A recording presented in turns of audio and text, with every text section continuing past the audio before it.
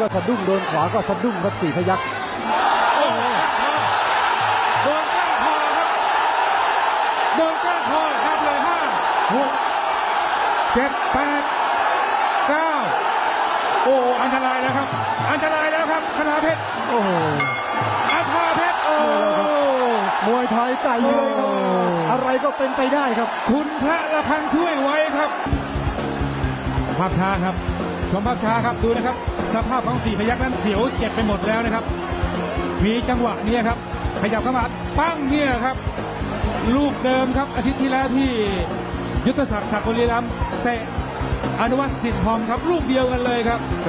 ลูกนี้เรียกว่าเตะทัดดอกไม้ครับเตะทัดดอกไม้นะครับแต่ให้เป็นลูกก้านคอครับโอ้ดูครับ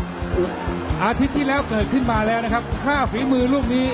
40,000 บาทครับแต่ว่าวันนี้โชคดีครับคณาเพชรยังอยู่ได้ครับและต่อไปเนี่ยครับอะไรจะเกิดขึ้นนี่คือมวยไทย7 สีครับฉีกทุกความมันมวยทีวีใช่ไม่ใช่จากพี่น้องชาวอำเภอพยัคฆภูมิวิสัยมหาสารคามครับวันที่15 กันยายนนี้เวทีมวยชั่วคราวปากทางบ้านน้องผือครับโดยทีมงานนายกอบต.สุทินปรโคตอบต.พานแว่นพยัคฆภูมิวิสัยจัดครับเพชรสุวรรณสิทธิ์ปันแดงกับธงทองดาบผมบัวขาวเป็นคู่เอกครับวันที่15นี้ครับมวยการกุศลตามกันต่อครับยกที่3ครับตอนนี้โอ้เสียงในสนามมวยช่อง7ครับอึ้งไปหมดแล้วครับยอมกันไม่ได้แล้วนะครับไม่มีใครยอมใครแล้วครับลักษณะอย่างนี้เอาแล้วครับคณาเพชรโดนนับเที่ยวนี้แหละครับวัดใจวัดอาวุธวัดทุกอย่างแล้วครับเป็นลุกแล้วครับอย่างมีฟื้นแล้วคณาเพชรถือว่าเป็นความโชคดีที่ไม่โดนน็อกครับคณาเพชรเพื่อนร่วมค่ายของ4 พยัคฆ์โดนเตะทัดดอกไม้อาทิตย์ที่แล้วด้วยลูกนี้ครับยุทธศักดิ์ ศักดิ์บุรีรัมย์เตะอนุวัฒน์สิทธิ์ทองระฆังช่วยครับโอ้ยกยินแล้วเจอแข้งขวาปืนนะครับเจอขวาคืนขวาอีกทีโอ้หลักขอดอกเอาครับสนุกเลยครับแลกกันแล้วครับแลกกันแล้วคณาเพชรชนะได้เสื้อสามารถแต่ว่าถ้า4 พยัคฆ์ชนะนั้นโอ้โหลือไกลครับ